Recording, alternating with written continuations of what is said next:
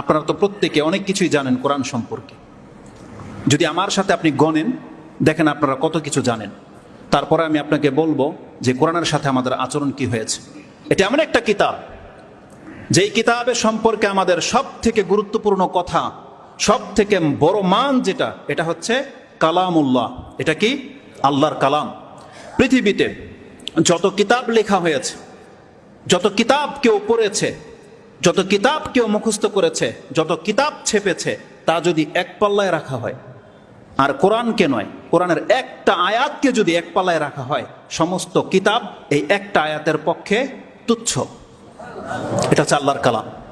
একটা আয়াত, এটা এমন একটা কিতাব যার একটা আয়াত পৃথিবীর যত কিতাব ছাপা হয়েছে তার সমস্ত থেকে শ্রেষ্ঠ। এটা হচ্ছে আল্লাহর কালাম। কিন্তু এই কিতাবের সাথে আমরা কি আচরণ করেছি, বাকি কথা যদি আমরা ছেড়েও দিই, এই একটা হক, একটা কথা যদি কারো অন্তরে গেঁথে যায়, আপনার কাছ থেকে যদি কাল কিয়ামতের মাঠে শুধু এটাই বলা হয়, বান্দা তোকে তো জানানো হয়েছিল, বা তুই এটা জানতি, এটা হচ্ছে আমার কালাম। কার কালাম?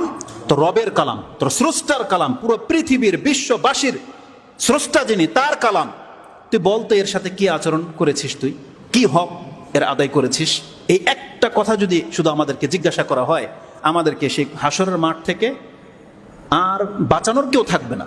এটা হচ্ছে আল্লাহর কালাম, কালামুল্লাহ। এটা হচ্ছে সব থেকে গুরুত্বপূর্ণ কথা। এর চেয়ে বড় গুণ কোরআনের আর নাই। কিন্তু আপনি জানেন এর পরের কথাগুলো কি আছে? ওগুলো আপনার কাছে অনেক গুরুত্বপূর্ণ বটে, কিন্তু এই কথাটার ওয়েট এত বেশি যেটা আপনি কোনোদিনের হক আদায় করতে পারবেন না। এটা হচ্ছে কালামুল্লাহ। এটার কেমন হক, কেমন রয়েছে এই কালামুল্লাহর মধ্যে?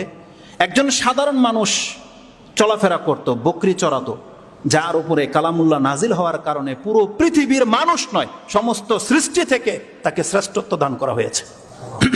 সাবাব কি, কারণ কি? এই কালামুল্লাহ। কালামুল্লাহ এমন একটা মর্যাদাকর বিষয়, যার কাছে নাজিল করা হয়েছে, যার অন্তরে কথা ঢুকতে পারবে, তার জীবনে পরিবর্তন হয়ে যাবে।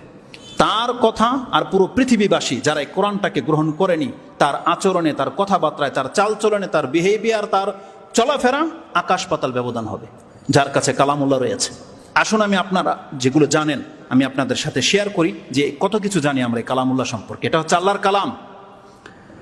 এই কালামুল্লাহ সম্পর্কে রাসূল সাল্লাল্লাহু আলাইহি ওয়াসাল্লাম কি বলেছে?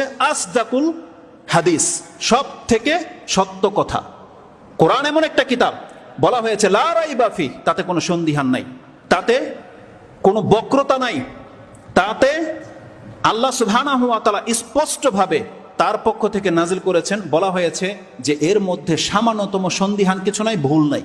এটা হচ্ছে সব থেকে শ্রেষ্ঠ কথা। এটা 2 নম্বরে রাখেন, সব থেকে শ্রেষ্ঠ কথা। রাসূলুল্লাহ ভাষাকে আসদাকু আল কালাম, আহসানুল কালাম, খায়রুল কালাম, এই ভাষাগুলো প্রত্যেকটা খুতবায় রাসূল সাল্লাল্লাহু আলাইহি ওয়াসাল্লাম বলতেন।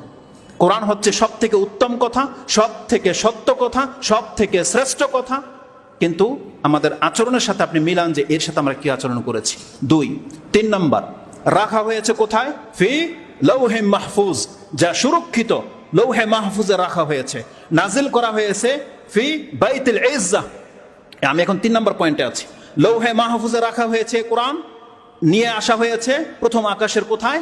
বাইতুল ইজ্জাহ, যেই জায়গার নামই হচ্ছে সম্মানিত মর্যাদাকর ঘর, বাইতুল ইজ্জাহ, যেখানে এই সম্মানিত কিতাবটাকে রাখা হয়েছে।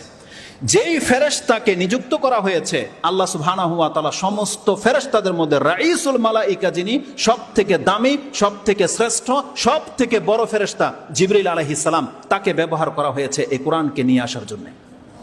সব থেকে শ্রেষ্ঠ ফেরেশতা, যিনি আকাশের সর্দার, তার মাধ্যমে এই কোরআনকে নাজিল করা হয়েছে। যিনি সব থেকে বেশি পুত পবিত্র, বলা হয়েছে রুহুল আমিন, তার মাধ্যমে নাজিল করা হয়েছে। কার উপরে নাজিল করা হয়েছে?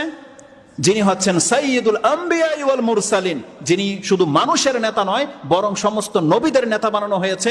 এমনকি শুধু মানুষের থেকে পবিত্র নয়, বরং এই পৃথিবীতে আল্লাহর পরে যদি কারো কোনো মর্যাদা থেকে থাকে, তিনি হচ্ছেন মুহাম্মদুর রাসূলুল্লাহ সাল্লাল্লাহু আলাইহি ওয়াসাল্লাম। তার উপরে নাজিল করা হয়েছে।